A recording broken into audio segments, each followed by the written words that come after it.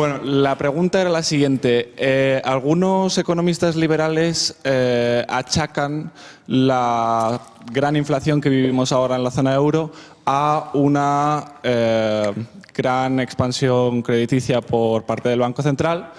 No obstante, otros representantes políticos más cercanos al gobierno que tenemos ahora son defensores de una teoría monetaria moderna que habla que los estados podrían emitir toda la cantidad de deuda que quisieran y el Banco Central la compraría, como pasa en Japón, que tienen más del 200% de deuda pública, y que eso no supondría ningún problema, que es parte del juego Estados-bancos. ¿Esto es así o realmente tendría consecuencias las emisiones sin freno? Verás que el nivel de las preguntas no es... Muy bien. Una buena pregunta. No, la teoría monetaria moderna es de las más antiguas que existe en economía, ¿eh? Entonces, eso está... Vamos a ver. ¿Por qué surge la inflación? La inflación surge por un exceso de demanda sobre la oferta. Siempre es así. Tú tienes aquí suponte que tienes aquí demanda y oferta, que la demanda se incrementa, la oferta se queda aquí, entonces tienes un hueco y ese hueco se cubre con aumentos de precios. ¿Por qué se te puede ocurrir este hueco? Te puede ocurrir por dos cuestiones. Te puede ocurrir por un sobrecalentamiento de la economía, es decir, por un tirón de la política monetaria a política fiscal. Entonces, la economía se sobrecalienta y entonces tienes incrementos de precios y la oferta no continúa la demanda. Entonces tienes ese hueco. Inmediatamente lo que tienes que hacer es aplicar una política monetaria restrictiva, una política fiscal también que ayude a esa restrictividad de la política monetaria. Entonces vuelves otra vez y cierras el hueco y la inflación se corrige y puedes volver a crecer otra vez con relativamente sanidad. Está también la posibilidad que la inflación se origine por un problema de oferta. Es decir, que baje la oferta agregada, por ejemplo, por un shock energético como el que hemos tenido, un deterioro de la relación real de intercambio que te produce un empobrecimiento y entonces vuelves a tener ese hueco, pero de una forma distinta de cómo lo tenías en una situación de sobrecalentamiento. Y la respuesta de política monetaria tiene que ser similar. Es decir, tienes que reducir la demanda agregada para que otra vez no haya exceso de demanda agregada sobre la oferta agregada.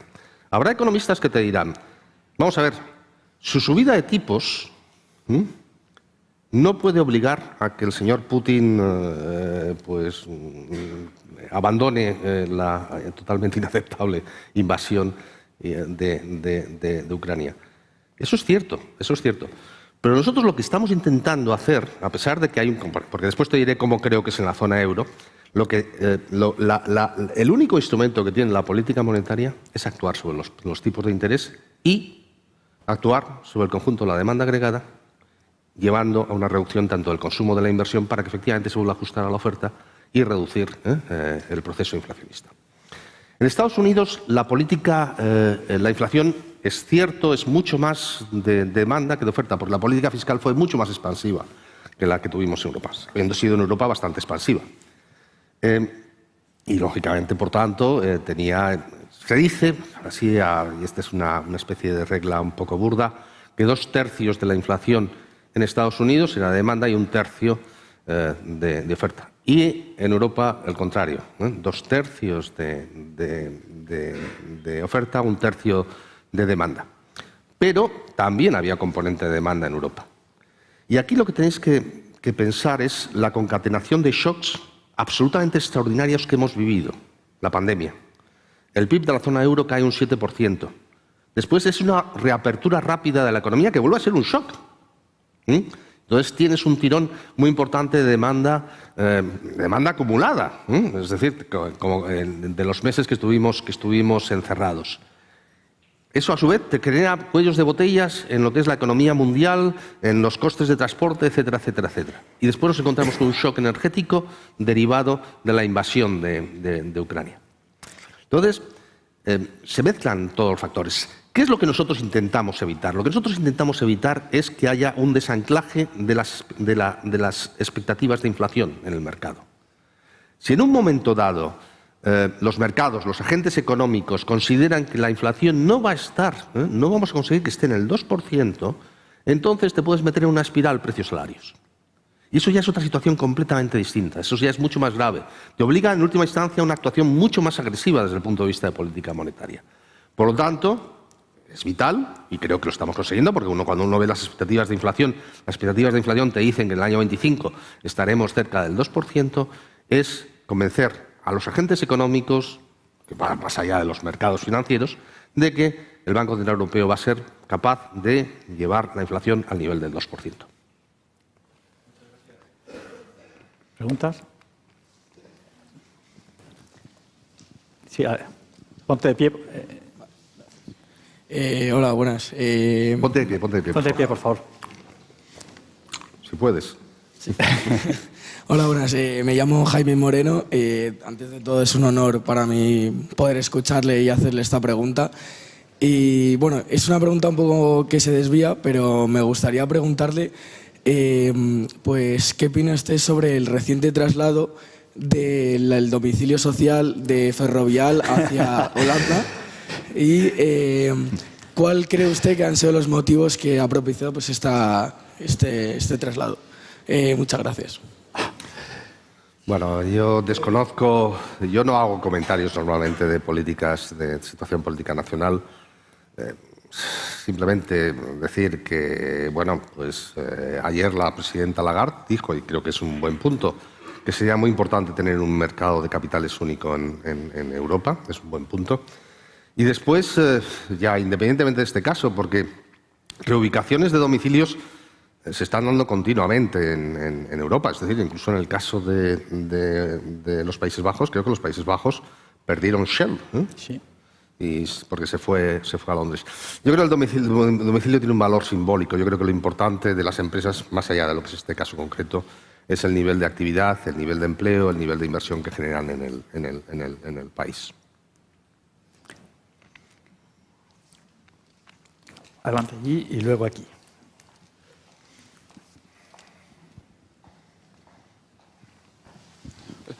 Bueno, muchas gracias. Mi pregunta consiste básicamente en, antes dabas el dato de que los salarios van a subir un 5% y sin embargo la inflación está mucho más alta. Entonces, ¿quiere decir que estamos asumiendo una pérdida del poder adquisitivo en general en la zona euro por la situación actual o sin embargo este poder adquisitivo se va a corregir? Muchas gracias. Vamos a ver, nuestra proyección es que los salarios crezcan por encima del 5%. Y ligeramente por encima del 5%. Y después, en segundo lugar, que la inflación se vaya desacelerando al 6%. Con lo cual el gap se iría, es decir, el diferencial se iría cerrando, ¿no? La cuestión es que yo soy plenamente consciente, lo he dicho anteriormente, que la inflación es el peor impuesto para los grupos vulnerables de la sociedad. Y creo que ahí la política fiscal tiene que jugar un papel de sostenimiento de rentas de esos grupos sociales, de rentas más reducidas, que se han visto especialmente golpeados por la inflación, porque esto lo sabéis, es decir, una de las primeras cosas que te encuentran, que te explican en micro es lo de la propensión marginal al consumir, y que la propensión marginal al consumir está ligado a nivel de renta, es decir, la gente con más recursos pues consume un porcentaje de su renta inferior al que consume la gente con menos renta, ¿no? Y entonces pues ahí es donde se tiene que centrar la política fiscal. Y es muy importante que evitemos una espiral precios-salarios, porque si estamos en una espiral precios-salarios todo el mundo va a perder. Va a perder los asalariados, perderemos en términos de renta por menor actividad, perderán también los beneficios empresariales, etcétera, etcétera, etcétera, etcétera. Por tanto, es fundamental evitar la espiral precios-salarios y que la política fiscal, que puede discriminar mucho más que la política monetaria, porque la política monetaria por definición es indiscriminada, puede actuar y ayudar a que los grupos de renta reducidas, que están mucho más afectados por la inflación, pues sufran con toda la intensidad sus consecuencias. Pero Luis, justo en este punto, como decías, vamos a ver, pero es que además hemos tenido un choque exterior, ¿no? Un choque exterior que lo que hace es que nos empobrece más a todos. Entonces, ¿cómo redistribuimos en ese caso? Parte de ese coste lo tenemos que asumir y lo que no podemos es buscar culpables a nivel europeo continuamente de por qué ha ocurrido esto, ¿no? Sí, es un impuesto que nos viene impuesto desde, vamos, que nos viene, que es un gravamen impuesto desde fuera. Tenemos que pagar un porcentaje mayor de nuestra renta a los productores de energía y es un empobrecimiento que hay que aceptar y que hay que intentar distribuir de la forma más equitativa posible. Bueno, había una pregunta por aquí. Buenos días, mi nombre es Pelayo García del Arco. Bueno, en primer lugar, agradecerle su asistencia a esta conferencia y a la señora rectora y al centro por permitirnos asistir a ella. Mi pregunta va enfocada hacia los tipos. Esa subida de la que ha estado hablando es una comparativa por los tipos de interés que hemos vivido en los últimos años, que hemos llegado incluso a llegar a tipos negativos. ¿Cree que es realmente grave y debemos intentar volver a esos tipos que teníamos anteriormente o, por lo contrario, esos tipos no son sostenibles y la subida ha sido grave, pero debemos encontrar un punto intermedio? Gracias. Hombre, los tipos negativos se dieron en una situación de deflación. Es decir, Europa en el año 15-16 estuvo con tasas de inflación prácticamente negativas. Bueno, en España tuvimos 2 o 3 años con inflaciones negativas, ¿no? Que es el caso que, lógicamente, conocemos mejor y que más nos afecta, ¿no? Yo creo que, por eso, los tipos negativos son políticas monetarias no ortodoxas. Otra política monetaria no ortodoxa era la compra de bonos. Es decir, la política monetaria siempre funcionaba a través de tú modificas los tipos a corto y entonces esperas que esto se te traslade al conjunto de la curva de tipos de interés. ¿Qué es lo que ocurría? Hubo un momento en el cual los tipos de interés eran tan bajos que estabas ya en cero. Teóricamente, eso se debe, ahí había teorías de otro tipo, lo que se llama la tasa de interés natural, que no tiene nada que ver con la política monetaria. La tasa de interés natural es una tasa que equilibra lo que es la evolución del ahorro y de la inversión, etcétera, etcétera, etcétera. Tradicionalmente se consideraba que estaba en el entorno del 2%, le ponías una inflación del 2%, entonces los tipos tenían que estar, los que tú ves en el mercado, y los que nosotros determinábamos en torno del 4%. Bueno, sí. La tasa natural, por razones diversas, demográficas, globalización, mejoras tecnológicas, se te va a estar próximo al cero y la inflación es muy baja. Entonces te encuentras con lo que nosotros denominamos en inglés el lower bound, el nivel bajo de tipos de interés. Entonces, el BCE, que no lo hizo la Reserva Federal, la Reserva Federal nunca llegó a tener tipos negativos, dijo, bueno, vamos a poner tipos negativos. Eso tiene también consecuencias, Tiene consecuencias desde el punto de vista de la estabilidad financiera, que de algún modo pues se consideraba en ese momento que era mejor hacerlo así que los posibles efectos laterales que tenía. Entonces, con eso, ¿qué te quiero decir? Te quiero decir que ahora, no sé si la tasa natural, pues la tasa natural es no observable. Yo a mí en economía siempre me ha sorprendido las variables que son no observables, El crecimiento potencial, la tasa natural de tipos de interés, la tasa natural de paro, etcétera, etcétera, etcétera. Porque si ya las observables son difíciles de medir, las no observables ya que os voy a contar. Entonces, permite todo tipo de especulaciones, ¿no? Entonces, la situación es distinta. Tenemos inflaciones más altas y parece que la tasa natural se ha ido incrementando. Con lo cual, tú me dices, ¿volveremos a los tipos negativos? Yo creo que no. Yo creo que no en los próximos 3, 4, 5 años. Yo creo que no. Porque no era una situación normal, no era una situación lógica. Obedecía a un planteamiento extraordinario desde el punto de vista de lo que era una situación deflacionista. Y eso, ahora no tenemos una situación deflacionista, tenemos una situación de exceso de inflación. Bueno, un segundo. Una pregunta. Me voy a permitir hacer yo alguna. Cuando te oigo a ti hablar de riesgo de estabilidad financiera, me preocupa. Me preocupa por tu experiencia. Has vivido ya las 3 últimas o todas las que tenemos.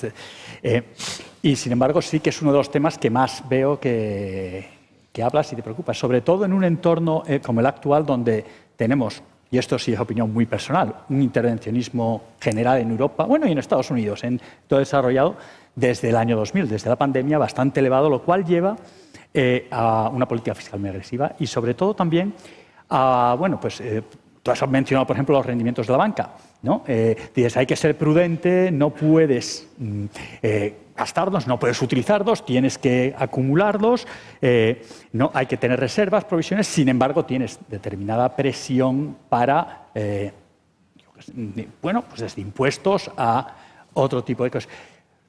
Dos preguntas en una, a lo mejor, porque esta no había pensado. Es, uno, ¿qué se puede hacer desde las empresas, la banca, para, ¿no?, convencer a la sociedad, oye, que es que la rentabilidad es buena, ¿no?, que esto es lo que nos da futuro de alguna forma? Y dos, el riesgo de estabilidad financiera, comparado con el que vivimos, ¿es para preocuparse tanto o ya, bueno, aquello fue de verdad un cisne negro y esto ya es más bien gris? No, yo he intentado pues delinearlo, ¿no?, en la exposición. Yo creo que la banca europea no es una fuente de riesgo o de vulnerabilidad en planteamiento, en estabilidad financiera en estos momentos. No es equiparable a lo que ocurría en el año 2008-2009, no has tenido una burbuja de crédito, no has tenido una evolución disparada de los precios del inmobiliario y los niveles de capital y de liquidez de la banca europea, también de la banca española, por supuesto, son mucho más elevados que los que teníamos anteriormente. Y, por lo tanto, había un problema de rentabilidad estructural que además se reflejaba en lo que era la cotización de los bancos europeos, que estaba claramente por debajo de lo que era su valor el libro. Yo creo que el principal riesgo se puede producir en un sector que ha crecido mucho, que ha asumido muchos riesgos, que es, como decía anteriormente, los fondos de inversión de alto riesgo. Ahí donde hay apalancamiento, hay riesgo de liquidez, has asumido plazos muy largos, riesgo de crédito, etcétera. Ahí es donde se puede producir. Y claro, ese sector ha crecido y además está muy interconectado, también con la propia banca y con el resto de la economía. Ahí es donde está el principal riesgo que nosotros prevemos en estos momentos. Sé que tienes la agenda complicada. No, pero vamos, pero bueno, yo estoy encantado de estar aquí. Hay un par de preguntas, tres de hecho. Pues que se quede el micrófono por allí, cuatro. Bueno. En cuanto veamos el tiempo, ajustamos y las hacemos todas juntas. El problema soy yo, que me alargo mucho. Adelante. Soy Alfonso Gaña y muchísimas gracias por venir. Y mi pregunta es, desde su perspectiva, contando todos los factores afectando a la Unión Europea este 2023, ¿cómo cree que se va a desarrollar la renta fija en comparación con la renta variable este año? Te tienes que retrotraer a tus tiempos de AVE asesores para... No tengo ni idea. No. Hay otras mejores referencias. Y si os digo algo, seguro que me equivoco, por tanto.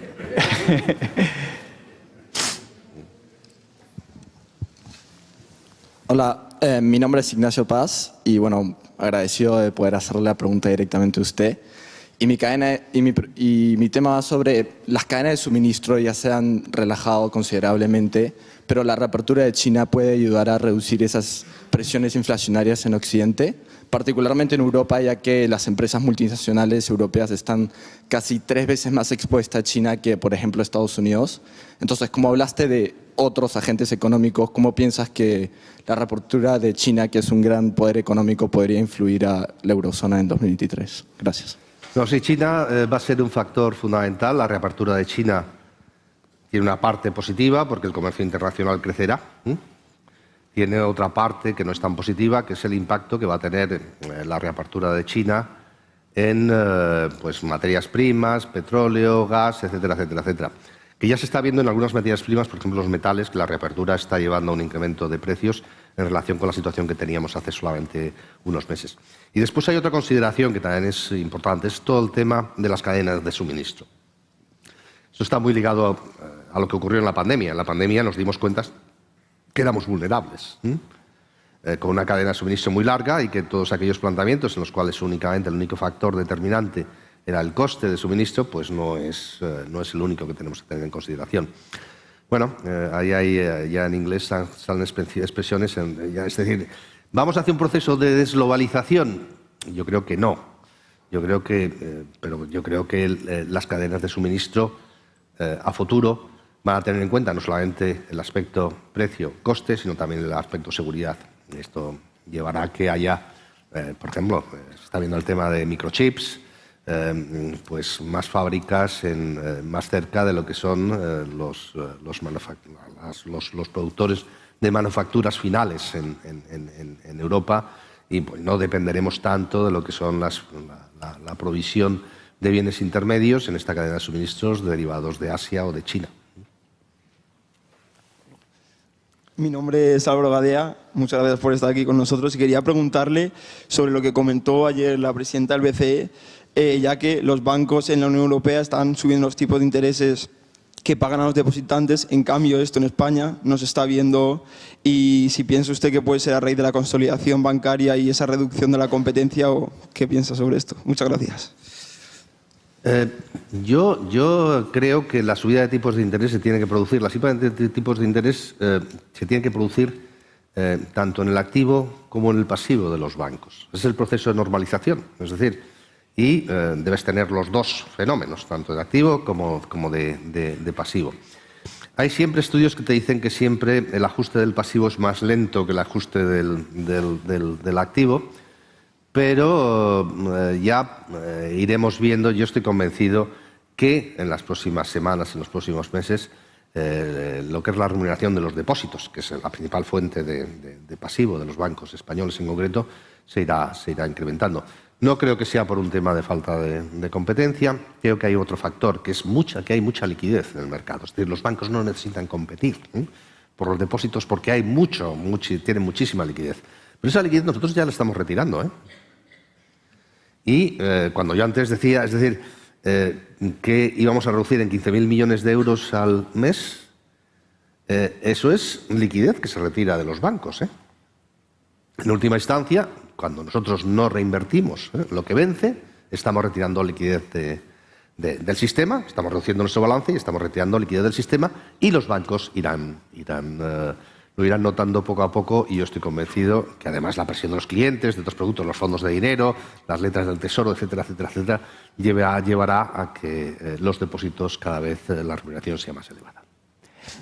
Luis, voy a abusar de esto. Hay tres últimas preguntas. Muy bien, perfecto. Así ya no pido más preguntas y entonces cerramos con esas tres. Por favor. Hola, mi nombre es Paula Casté y bueno, mi pregunta es que ¿cómo considera que el avance de las criptomonedas podría afectar a la política económica del Banco Europeo? Y si cree que en algún punto serán reguladas y respaldadas por los bancos centrales. Me pregunta sobre las criptodivisas y la segunda, perdona que no lo he oído. Que si cree que en algún punto serán reguladas y respaldadas por los bancos centrales. Vamos a ver, esto es el tema. Aquí hay dos cuestiones. Uno, tú tienes los criptoactivos, que yo ahí lo que os diría es los fundamentos, yo todavía no sé cuáles son. Es decir, tenemos dos tipos de criptoactivos. Tenemos lo que se llaman los stablecoins, que sí tienen una especie de cartera que les sustenta. Bueno, que ahí es necesaria una regulación. Y después tenemos otros, tipo Bitcoin, en el cual, no sé cuál es el fundamento que de alguna forma justifica que el valor. Es decir, tú cuando compras un bono, compras una acción, sabes lo que estás comprando. Hay una empresa detrás que lo ha emitido, incluso en el caso de la deuda pública, etcétera, etcétera, etcétera. Pero yo en el caso de las criptodivisas, más allá de lo que son los stablecoins, que vuelvo a repetir, que puede tener más justificación y que puede tener, además, tiene una cartera, hay un portfolio que de algún modo lo sustenta, creo que yo tendría muchísimo cuidado. Está sujeto a enormes elementos de especulación, y cuando tú tengas un activo del cual no puedas determinar cuáles son sus fundamentales y cuáles son los elementos que van a determinar su valoración futura, entonces yo desde luego no recomendaría invertir nunca. Y después, sin embargo, me preguntas por el euro digital. El euro digital es moneda del Banco Central, va a ser pasivo. Si decidimos lanzarlo, va a ser parte del pasivo del Banco Central Europeo. Es una extensión de los billetes. Nosotros, tú tienes el cash, tienes la caja, pues el mundo cada vez, vosotros lo sabéis perfectamente, cada vez hay más transacciones digitales y entonces nosotros queremos tener unos billetes que, en vez de ser físicos, estén en el entorno digital para hacer esas transacciones. Tiene implicaciones desde el punto de vista de la estabilidad financiera que estamos analizando y que intentaremos, lógicamente, maximizar lo que es su utilidad, porque para la sociedad tiene una utilidad, y con un mínimo riesgo para la intermediación financiera y que pueda generar problemas de estabilidad financiera. Claro, estamos todavía en octubre, decidiremos si empezamos el proceso de preparación. Ahora estamos en el proceso de análisis. Todos los bancos centrales están ahí. Es decir, en nuestro caso es el euro digital, hay otros, por ejemplo, el Banco de Inglaterra también lo ha anunciado, la Reserva Federal también, etcétera, etcétera. Bueno, para no abusar excesivamente voy a hacer las 3 últimas preguntas porque siguen levantando manos. Las hagan las 3 y así con eso ya cerramos. Perfecto. Porque estamos ya fuera de tiempo. Entonces creo que había una pregunta aquí, creo que había otra allí, ¿no? ¿O no? Y si no, hay aquí una. Vale, me llamo Albert Solsona. No, pues 2. Mi pregunta es un poco un follow-up de los compañeros sobre las cadenas de suministro. Hemos visto que durante la pandemia y a raíz del conflicto con Rusia y Ucrania, el sector primario, extractivo, se ha visto increíblemente afectado. Y viendo la tendencia a la desglobalización que usted hablaba, ¿el Banco Central Europeo ve con buenos ojos una política europea unificada de proteccionismo del sector primario o está más para una liberalización del mercado para conseguir una mayor competencia? Gracias. Bueno, mi opinión personal es que las políticas proteccionistas siempre acaban teniendo un coste, ¿no? No, lo que yo he dicho es que seguramente yo no creo que vaya a haber un proceso de desglobalización, incluido para los productos del sector primario, en absoluto, porque además eso podría tener repercusiones desde el punto de vista de lo que es los países en desarrollo, es decir, que depende muchísimo ese tipo de exportaciones y los países desarrollados los hacemos más proteccionistas, pues tendría un efecto desde el punto de vista de lo que es la equidad mundial, ¿no? Yo lo que sí creo me refería a lo que son ya más en el caso de las manufacturas, los bienes intermedios, chips, etcétera, etcétera, etcétera, etcétera, esa dependencia menor. También en la pandemia nos han hecho ser un poquito más conscientes de que, bueno, si tenemos un shock, en este caso sanitario, tan anormal y tan extraordinario como el que hemos tenido, pues bueno, a veces también tenemos que tener en consideración que es importante cubrir pues durante un periodo de tiempo suficiente para que efectivamente la economía europea pues no pueda sufrir, ¿no? Y entonces eso también afecta al sector primario, afecta al sector primario. Pero nosotros tenemos la política agrícola común también, aunque también importamos muchos productos agrícolas de fuera. Pero yo no creo que vaya a haber un movimiento proteccionista brutal, ¿no?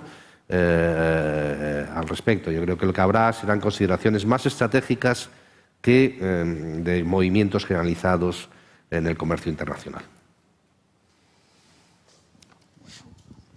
Buenos días, señor de Guindos. Mi nombre es Lorenzo Prets, encantado de saludarle.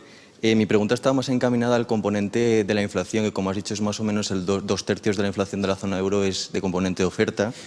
Christine Lagarde esta semana en una entrevista que le hicieron en un programa de televisión comentó que los precios de la energía se estaban reduciéndose. Sí que es verdad que parece que se están reduciendo más por ese efecto base de que partimos de unos precios de la energía altos de periodos anteriores. Sin embargo, el mercado laboral europeo es bastante fuerte. El dato de enero creo que fue el dato de desempleo más bajo de los últimos 15 años. Y las subidas salariales, como ha comentado, estarán en el rango del 5% este año. Por lo tanto, ¿qué posibilidad hay de que la inflación de la zona euro mute de una inflación de 2/3 de oferta hacia más una inflación de componente de demanda? Bueno, eso es lo que yo he comentado antes, ¿no? Es decir, que ese es el riesgo de cambio de narrativa, ¿no? De algún modo, ¿no? Que si los precios de la energía se moderan, se estabilizan, etcétera, etcétera, etcétera, con el efecto base te ayuda, entonces ya vas a tener otros determinantes, ¿no? Y lo que nos preocupa es la política fiscal, es decir, cómo se han introducido y cómo se van retirando los incentivos que han afectado a los precios de la energía, y en segundo lugar la evolución de salarios. Es decir, que siempre, el tema, la mutación de la inflación o la evolución de la inflación empieza siempre con un shock ya sea de oferta, en este caso, o de demanda, por ejemplo, el de los años 70, aunque la situación es muy distinta a la que tenemos en los años 70, y posteriormente ese empuje inicial te lleva a una situación en la cual pues ya son los factores internos domésticos los que te van generando el proceso inflacionista. Eso es lo que hay que intentar evitar. ¿Y aquí? Ya. Buenos días, Luis. Soy Pepe Parajes. Bueno, muchas gracias por venir aquí y darnos la oportunidad. Y a CONEF también. Mi pregunta es un poco extensa, entonces si me equivoco, por favor, no duden en pararme y corregirme, y luego ya seguimos. Hace referencia a lo que usted ha dicho de cómo el Banco Central combate contra la inflación, básicamente subiendo los tipos y drenando liquidez. Sin embargo, los estados pues toman medidas más generosas, subiendo el gasto público, siguen subiendo el salario mínimo interprofesional. Entonces, ¿qué está pasando? ¿Está habiendo mala coordinación entre el Banco Central y los estados?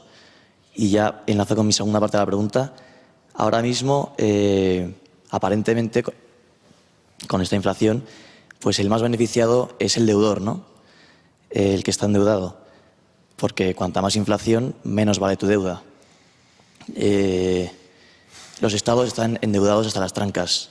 ¿No cree que es una estrategia de los estados luchar contra el Banco Central para que esta inflación permanezca y choquen con sus intereses políticos para así pues pagar la deuda más barata?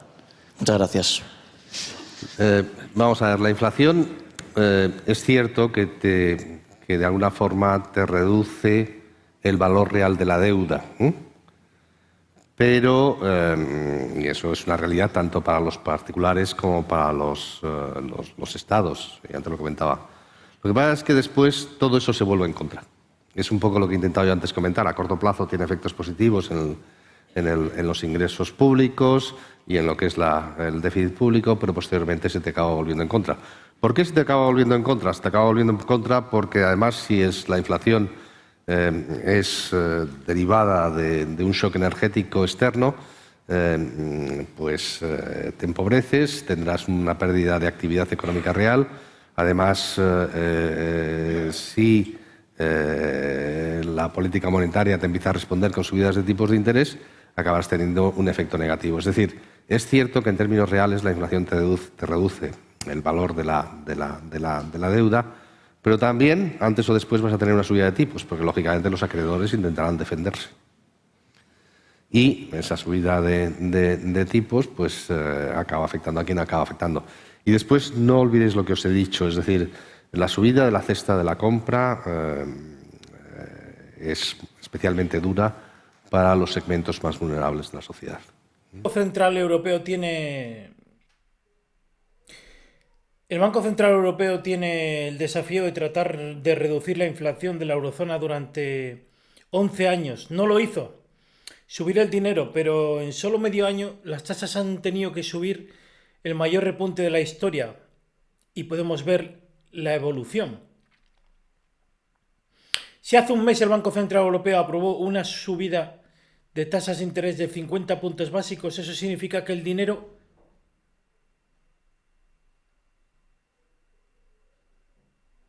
está al 3% en la zona euro y esta es la quinta subida consecutiva.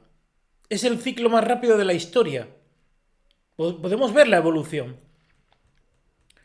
Así que tuvimos un valle desde el 2016. Las tasas no habían estado en un porcentaje, sino en julio y 2022 la curva comenzó a subir a un ritmo sin precedentes. Fue entonces cuando el Banco Central Europeo comenzó a elevar el valor del dinero para detener la inflación. Una inflación que vino después de una pandemia con billones inyectados a la economía. Un parón de la economía de forma artificial, sin ningún tipo de productividad. La gente estaba sentada en su sofá mientras recibía cheques a su casa, totalmente gratuitos, tanto en Estados Unidos como en Europa. Pero nuestra pregunta es si este es el final, porque el Banco Central Europeo está revisando los precios en marzo nuevamente. Y como un gesto sin precedentes, usted anticipó que en la próxima reunión de marzo tendremos un nuevo alza de no el 5%. Es todavía el caso que no ha cambiado aún. Y fue sorprendente que dio un aviso porque eso no es la norma. En primer lugar, creo que hay muchas razones para creer que tendremos otro aumento de 50 puntos básicos. En nuestra próxima reunión de marzo, y eso es así porque la inflación es demasiado alta y debemos tomar las medidas necesarias. Esto es necesario para reducir la inflación porque la misión del Banco Central Europeo es mantener la estabilidad de precios. La inflación es demasiado alta. Necesitamos ver qué herramientas tenemos para reducirla e interesarnos. Las tasas de interés, particularmente a corto plazo, es la herramienta más eficiente que podemos usar. Por lo que no puedo decir que sí con certeza, porque es una decisión que toma el Consejo de Gobierno, pero hemos anticipado que es muy probable que sea el caso de una subida de 0,50. No tengo ninguna razón para creer que no sea el caso así. Solo tenemos que mirar los datos y los números. Hemos tenido algunos números recientemente. Estamos trabajando en nuestras proyecciones. El personal del Banco Central Europeo nos dará sus proyecciones en el futuro. Y lo haremos. Tomen todo eso en cuenta. Para la decisión de marzo, no tengo muchas dudas. Habrá más alzas para el resto del año, porque acabamos de conocer los datos de febrero en España y Francia, y no son nada buenos. Vamos, que la inflación ha repuntado, así que deberíamos pensar que habrá más aumentos de tipos de interés durante todo el año.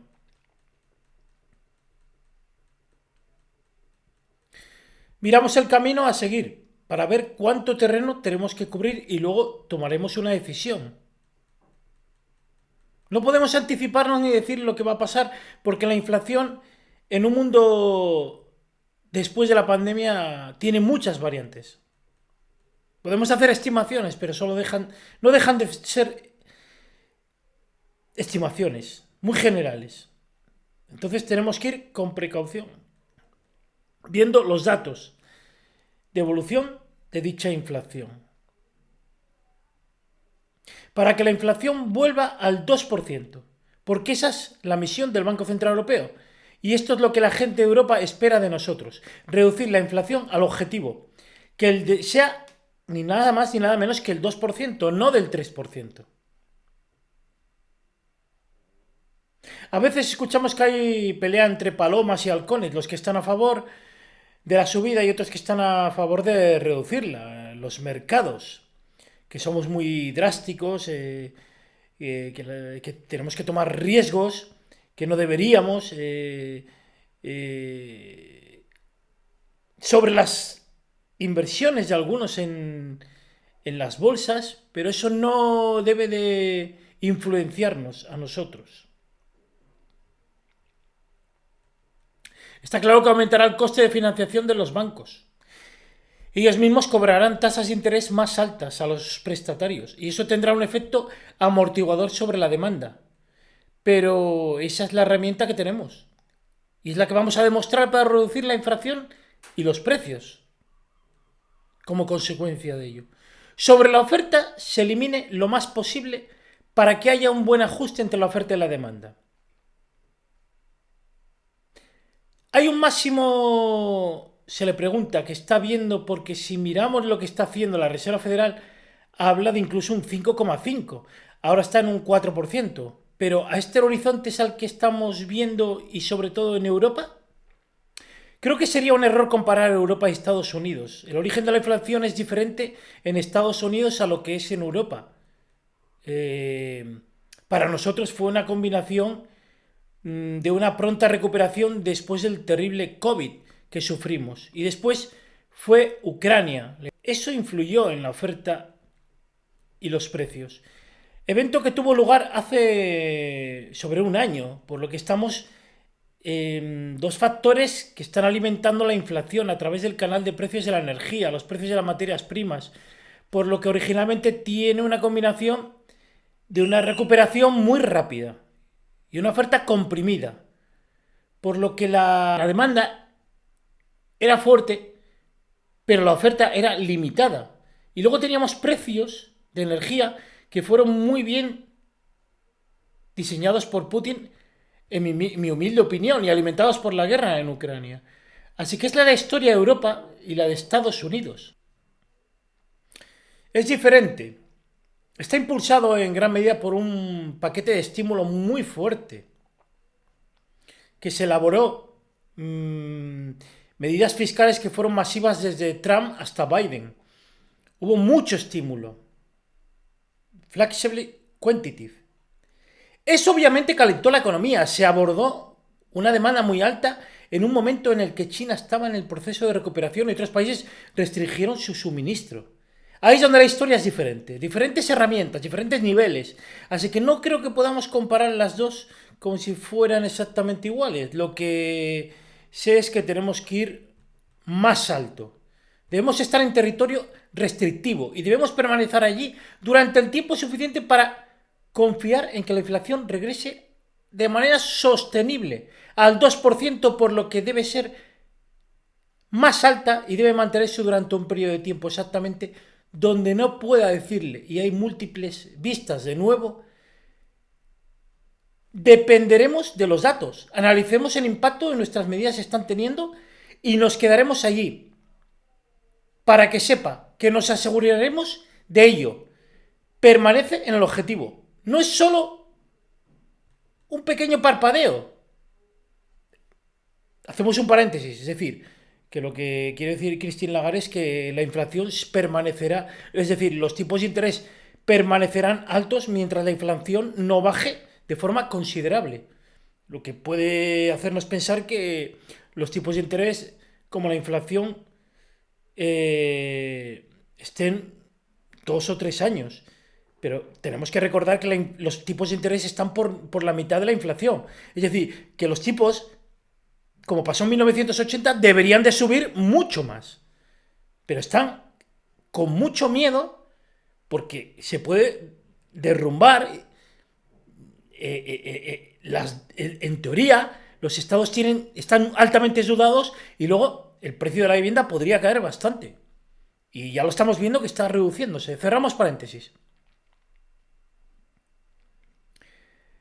No queremos eso, por lo que por el momento hemos visto que esos aumentos afectan directamente a la economía, pero no en la inflación, por lo que no lo ha hecho. Ha bajado, pero vamos a dar una vuelta por España para ver que los ciudadanos pueden hacer sus propias preguntas. Tienen 30 años, acaban de tener un hijo y quieren comprar una casa. No pueden permitírselo. ¿Nos encantaría comprar una casa? Sí, claro. Podemos pagarlo bien. Lamentablemente no.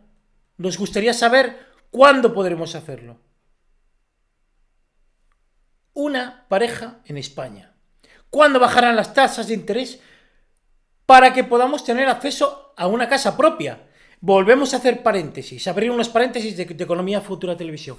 Es que precisamente la gente está esperando una bajada de tipos de interés para comprar una casa, pero es que a lo mejor es que las casas tienen que bajar de precio y no bajar los tipos de interés.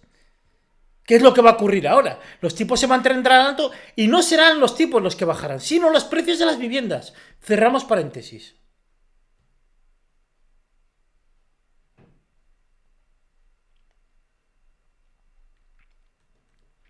Podemos ver que estos aumentos de tasas tienen un impacto en el dinero,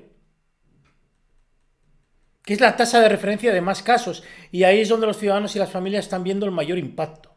Especialmente quieren tener una hipoteca a tipo variable. Sí, muchas más personas están sufriendo. Desde el noviembre del 2018 y vamos diciendo 14 meses de una subida, seguiría desde el 2022.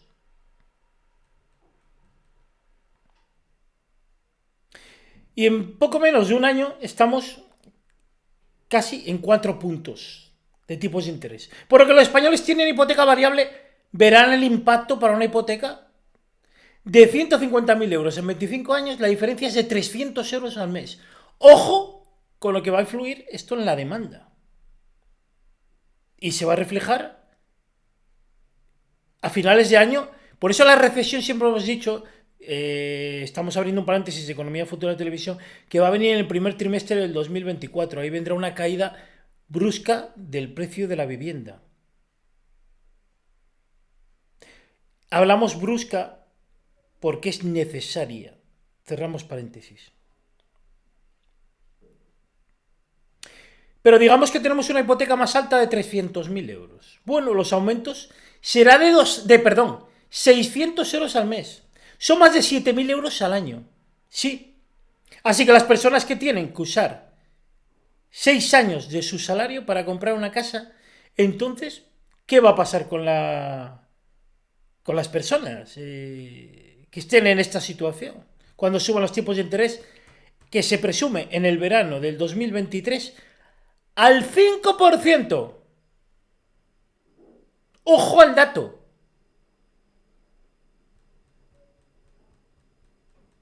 ¡Ojo al dato!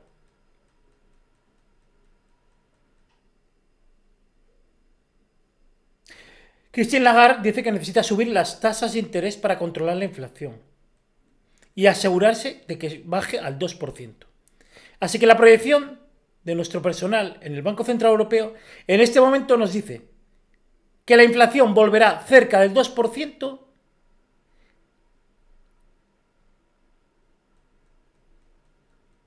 Eso significa una tasa de interés y una inflación decente, en el que estamos seguros de que se mantendrá allí. Las tasas de interés comenzarán a bajar progresivamente cuando la inflación baje. Así que las tasas de interés no serán altas para siempre, una vez que estabilicemos dicha situación. Y los precios en los supermercados vuelvan a estar estables. Precios de comestibles, para comprar cualquier cosa de la vida cotidiana de las personas. Lo que entiendo del mercado español es que actualmente hay menos personas que tomen tasas ajustables. Las personas tienden a optar por una tasa fija para asegurar las tarifas que pagarán y tener cierta certeza sobre el futuro. Hablamos de los tipos de interés en una hipoteca fija, por ejemplo. Aquellos que tomaron tasas ajustables tenían el beneficio durante muchos años de tasas de interés muy, muy bajas. Ahora, por supuesto, porque tomas lo bueno de la IRA, tenías lo bueno porque era más bajo. Ahora porque las tasas de interés tienen que subir a medida que la inflación aumente, así que es difícil para algunas personas. Claro que lo entendemos. Y sé que las tasas hipotecarias para algunos son difíciles. También sé que algunos bancos españoles particularmente están abiertos a la renegociación de las hipotecas. Y creo que las personas están endeudadas que tienen una hipoteca deberían explorar con los bancos.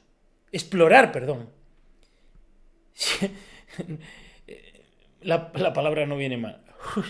Si hay opciones para evitar caer en un punto difícil en el que el préstamo ya no está funcionando y la casa corre el riesgo de ser embargada y ejecutada.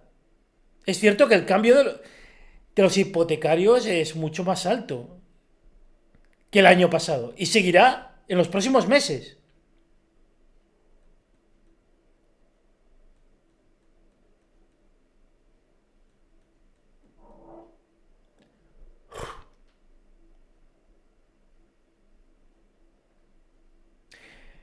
Christine Lagarde, mucha gente te acusa de terrorismo monetario y te están pidiendo topes en las hipotecas que tienes que decir al respecto. Responde: no soy una terrorista, eso es seguro, y me guío por el interés público y por la misión que se le dio al Banco Central Europeo. Es en virtud del Tratado de Europa, y nuestra misión es devolver el precio a target y mantener la estabilidad de precios. Somos los custodios del tope del euro en las hipotecas. No es algo que el Banco Central Europeo puede decidir. Esta no es nuestra misión. Esta no es la misión. Hacer eso sería algo que los reguladores pueden decidir a nivel nacional. o es algo que se puede negociar con los bancos. Pero no le corresponde al Banco Central Europeo hacer eso. Se le pregunta, ¿puede confiar que los retrasos en los pagos se han disparado o que los bancos no estén otorgando tantas hipotecas debido al riesgo de incumplimiento que ha habido una reducción en el volumen de préstamos que han pedido las familias y ha habido una reducción de los préstamos que han pedido las empresas? Entonces, ¿cree que el precio del dinero ha aumentado? La gente piensa que está bien, no está pidiendo préstamos ahora. Intento usar mis ahorros o trato de organizarme de manera diferente, pero esto es con la intención. Sabes que tenemos que volcar la demanda, tenemos que pasar, sabes, el costo de la financiación para que hayamos reducido la demanda por parte de las familias y empresas.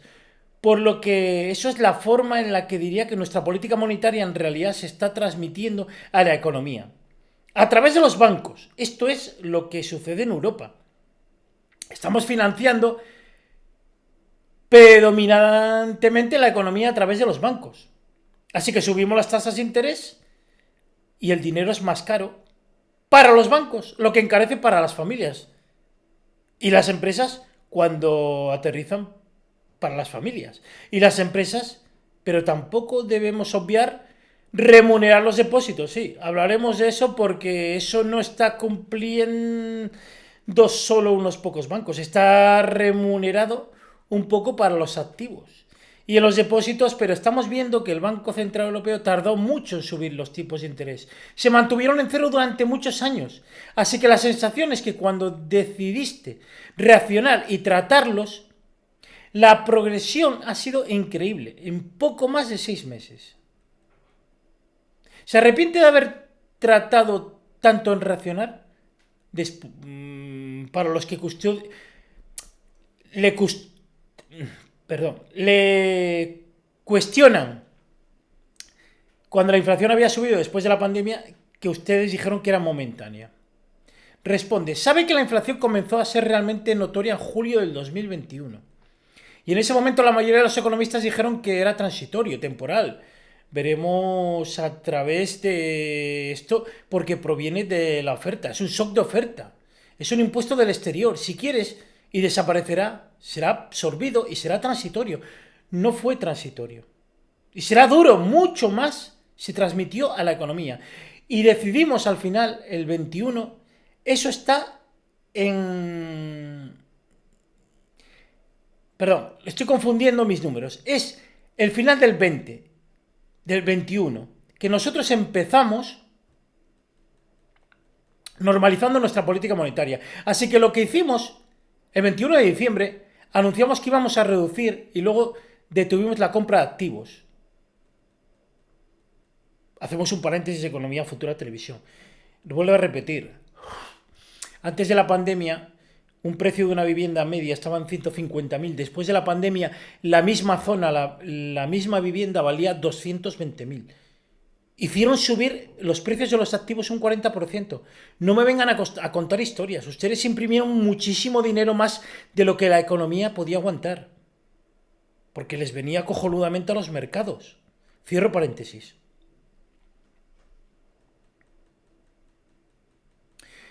Y dice Lagarde, continuando con la entrevista, que decidieron luego subir las tasas de interés. Muy tarde, por supuesto. Podríamos haber comenzado más lentamente, pero se nos echó encima la inflación. Había mucha diferencia. Abrimos otro paréntesis. Joder, hablando mal, es que todavía tenemos una inflación subyacente del 10% y tenemos los tipos de interés al 5%. Es que lo tienen a la mitad ustedes. Entonces, van demasiado lentos. Si es su mandato, suba los tipos de interés al 8%, lo que hizo Paul Walker, por encima de la inflación. Aunque cause una recesión. Porque es lo que tienen que hacer ustedes. Cerramos paréntesis.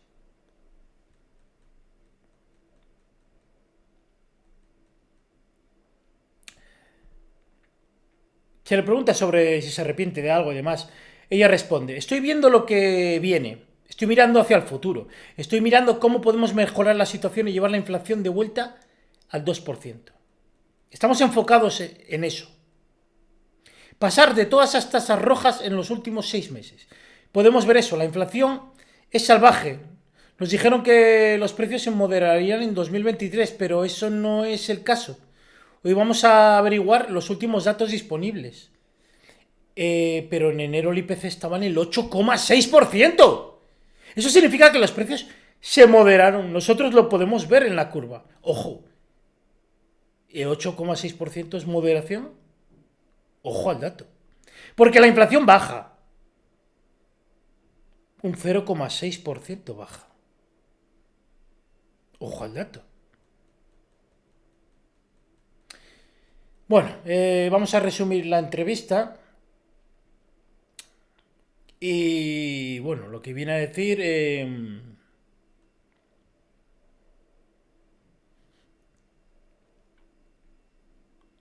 Lo que viene a decir es que intentarán hacerlo lo más rápido posible, pero va a llevar un tiempo porque sabe que ha invadido toda la economía en la inyección del dinero que ha provocado y la pandemia, según ella, el gran colapso entre la oferta y la demanda, ¿no? Bueno, desde nuestro punto de vista ya hemos dicho que no, que ellos son culpables, que han inyectado muchísimo dinero en la economía, que no era necesario. Ellos dicen que sí, pero se han pasado 3 pueblos y los ahorradores han perdido muchísimo dinero. Lo que tenían que hacer es provocar una recesión y hacer bajar los precios de la vivienda o aumentar con políticas en Europa para aumentar el parque de viviendas que hará que la vivienda se estabilice. Y si no, es muy fácil. Podrían subir los precios, claro, pero eso haría una espiral inflacionaria. Lo que tienen que hacer ustedes es trabajar para bajar los precios de la vivienda, porque son desorbitadamente altos. Y tendrán, por una vez, que los mercados perder, no siempre van a ganar.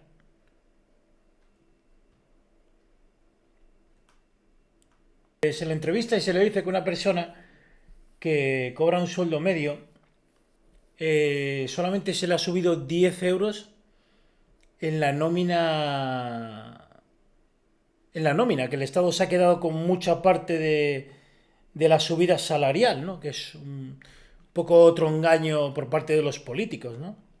Para que los estados recauden, que es trasladar ni nada más ni nada menos que la riqueza de la deuda privada a la deuda pública que pagamos entre todos. Es un engaño totalmente el sistema. Pero mirad, sobre lo que dice Christine Lagarde, se le entrevista, se le pregunta sobre cuánto tiempo va a estar esta situación en que los sueldos no suban lo suficiente para la gente, ¿no? Y hacemos un paréntesis. Nosotros ya hemos dicho que el problema lo tiene el Estado en países como España. Si el Estado tiene una deuda privada que se traspasó a deuda pública, el Estado tiene que recaudar para bajar la deuda pública. Entonces no puede dejar el dinero en manos de la gente. Claro que es injusto porque hay mucha gente que no se ha endeudado por encima de sus posibilidades o no se le ha prestado dinero. Pero si es que es una barbaridad, una salvajería lo que ha pasado en España con el precio de la vivienda. Si es que venimos arrastrando desde el año 2008. Pero si es que hay gente que no se puede permitir una vivienda de 300.000 euros. Que no se la puede permitir, que es que esas personas lo que tienen que hacer es vender esa vivienda, irse a vivir más lejos de Madrid, o venderla y ir a trabajar en otro sitio, que es que no se puede estar ahogado pagando una vivienda que no te puedes permitir. Pero la gente quiere vivir ahogada hasta morir, no lo entiendo. Cerramos paréntesis. Bueno, y quiero seguir hablando de este tema. En el 2008 sí es cierto que no se podía vender una vivienda, porque no se prestaban dinero, nada, los precios las casas no valían nada. Pero es que después de la pandemia tú podías vender el piso al precio que tú quisieras. O sea, es que ahora no hay un problema de hipotecas. El que lo tiene es porque no ha querido vender o porque no quiere alquilar o no se quiere vivir más lejos de lo que se permite pagar. Es cierto que a lo mejor en el año 2000 tenías un buen trabajo, ganabas 3.000 euros al mes, pero si tu situación ha empeorado, lo que tienes que hacer es acomodar tu nivel de vida a los ingresos que tienes, que ahora sí lo puedes hacer porque no es lo mismo que el 2008. Cerramos paréntesis. Habla de que la tasa de desempleo es baja en España. Bueno, sobre eso tenemos que decir una cosa desde Economía Futura Televisión. Es baja, pero es que la deuda sigue aumentando. Es que es un engaño, lo mismo que Estados Unidos. Es como la persona que dice, tengo una tarjeta de crédito, no la puedo pagar, tome usted otra y gástesela, que no tiene que devolver la deuda. Y luego la deuda la pagamos entre todos. Es para salvar su sistema capitalista a los mercados que con brutalidad, salvajemente, tienen tanto dinero que inyectan todo el dinero en la burbuja inmobiliaria y no pueden perder. Ya hay viviendas a 500.000 euros. No pueden perder. Y lo mejor es endeudar a los estados. Todavía más. Y a las personas. Con la mayor pérdida de poder adquisitivo, porque la inflación subyacente es el mayor robo a las personas que trabajan normalmente, a la clase media.